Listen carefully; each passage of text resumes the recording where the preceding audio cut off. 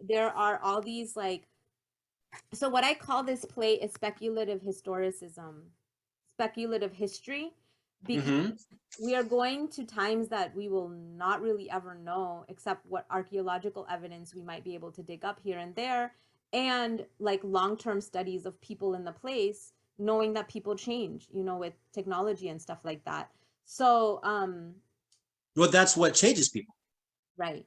So the way I work is I take these plays and there are 5 or 6 points that absolutely have to happen in this play. Like if the queen dies, that's not going to change. You know what I mean? The queen's going to die in this rendition too. But what I'm Hmm. trying to do is all of the places that can be conjecture, like what has been said. How did we how did this story how was this story told but not any other version, right? So I try to fill in what else could have happened for the same popular story to still be able to live, but now we introduce a lot of questions. So that's You ask more questions than you answer, right. which is good. Yeah. It complicates the narrative, and I think it honestly makes it a lot more interesting and rich. And a lot of it is also just the way empire works, which we have seen across cultures, you know.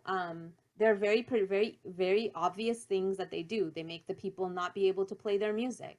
They take away their land. They start criminalizing people. That has not changed for 10,000 years. So, you know what I mean?